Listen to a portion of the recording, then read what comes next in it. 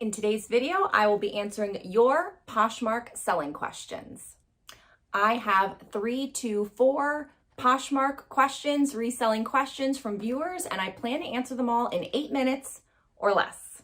If you want to get a question answered, go ahead and leave them in the comments below, and I will try to feature them in the next video.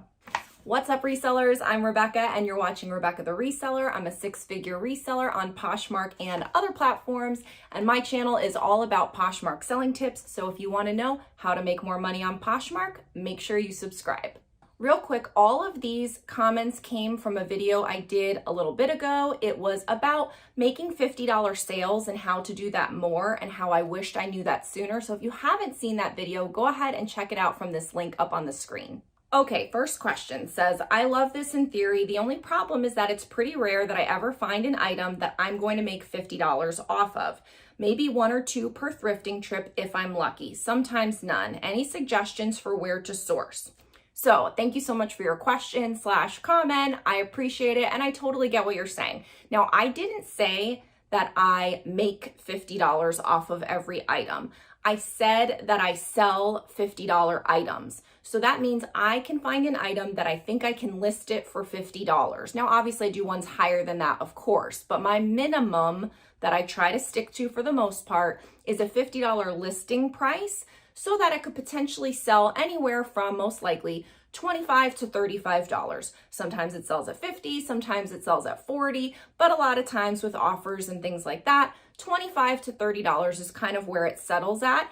And for my time and where I'm at in my reselling process and journey, I can find those kinds of items. I know what those kinds of items are, and those are the kinds of items I fill my Poshmark closet with. And I feel like for the work that I do, or for the work that I pay people to do for me, I feel like that's an okay profit based on my buy cost. Now, it is tough because sourcing varies for so many people. So some of the thoughts that I put together for you is that maybe you can really focus on trying to find the best stuff of what your thrift stores have to offer. So go ahead through your thrift store, pick everything out that you want. But then I would seriously edit it down so that you're only finding items that potentially could do a $50 listing price. And the way you know that is by checking the comps. If you're not sure about that, I do have a pricing playlist that I can link up on the screen here for you. Now, some other sourcing ideas for you could be to find good stuff is try consignment stores, try buy sell trade stores like a Style Encore. Some places have Buffalo Exchange or something like that. Rummage sales or estate sales, because you never know, sometimes those can have some good hidden gems. And if you live in a good area, perhaps garage sales. For me, I don't think that that works too well. And then what you can do also on Facebook groups locally is put out what you're looking for. Say, I'm a reseller. In the moms groups, post these things. I'm a reseller and I would like to buy your used Michael Kors bags, or I would like to buy your used Lululemon. Contact me. And then you can set up relationships with people that have the good things that you're looking to target. Some other options, of course, is wholesale and liquidation. I am an affiliate for Cozy Thread, so you can check out my link down below.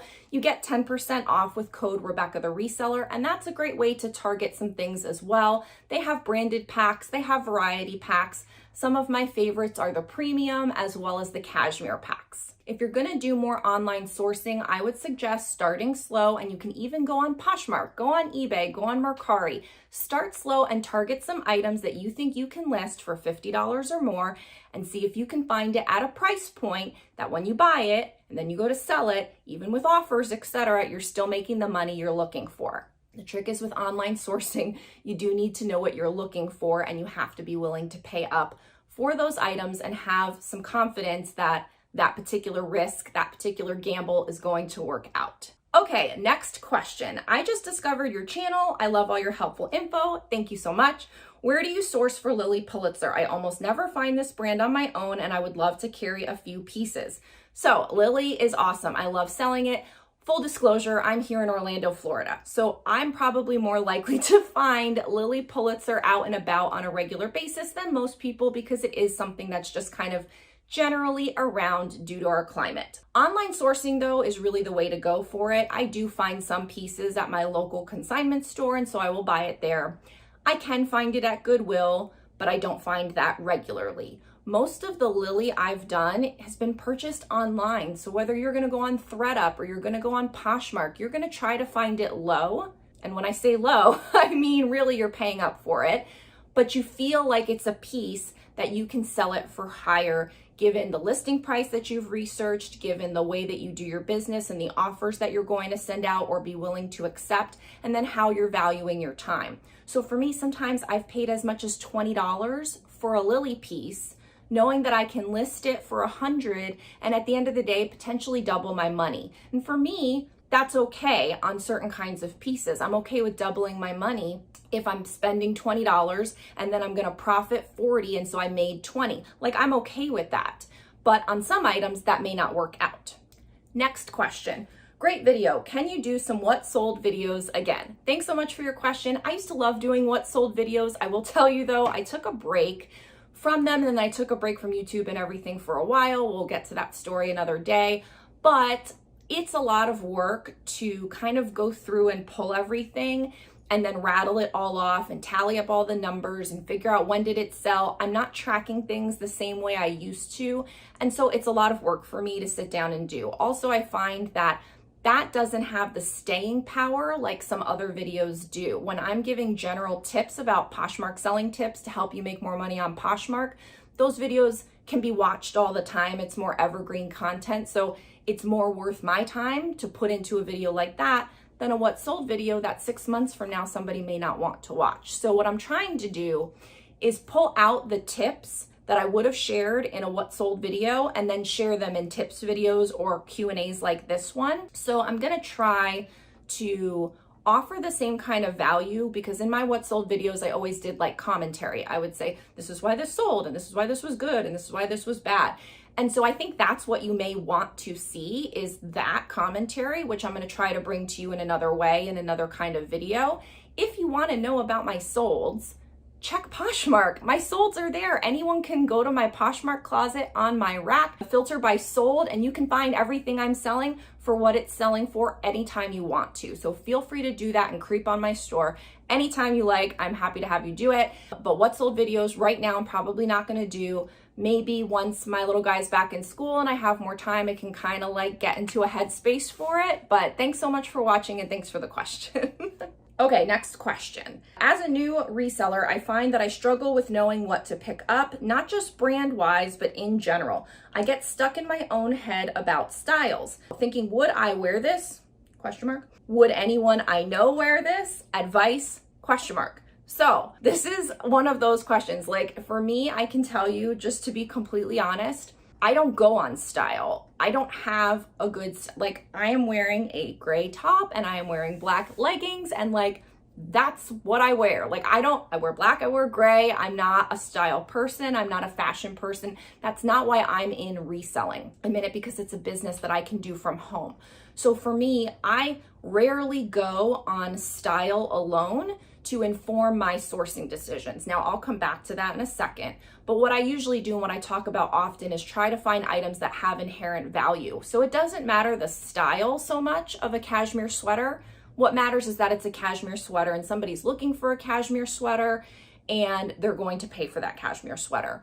Or, you know, like faux leather leggings. I guess that's kind of a style thing, but I feel like that's a pretty safe bet all the time. A lot of people like faux leather leggings. So when I do style, I kind of go off of things that are like, I'm really pretty sure, and I could go into Poshmark, search for that item type and category, and then kind of get a sense for what is selling. So an example would be a floral midi dress. I feel pretty confident that that's a good seller right now. I see it in the solds of mine, and I see it in the solds of Poshmark when I search dress over $50, sold. When I scroll through, sure, there's some minis and whatever, but the overwhelming majority are like floral prints and midi dress length, kind of a long flowy thing. And so for me, then I feel comfortable picking up a floral midi dress because that seems to be based on my own solds and the solds that I see objectively in Poshmark to be a pretty solid style. But I don't go off of, would I wear this? Or would someone else wear this? Because for me, that's not the right question. Like you just can't rely on my style sense and my style picker. Like that's no good. So for you, if you are a fashion person, if you pay attention to the latest trends, if you go to the websites and the fashion blogs and you know what is in style and what is sought after and what is being talked about in the fashion community, then you may feel informed enough to pick up styles.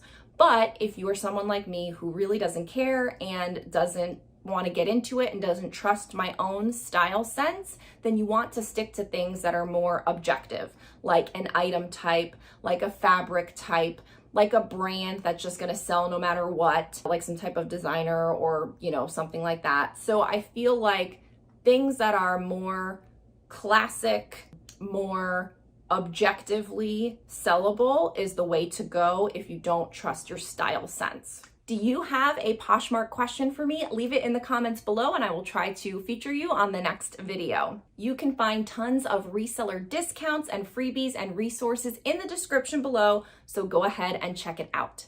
Be sure to watch the next video that comes up right here and I'll see you in the next one. Bye!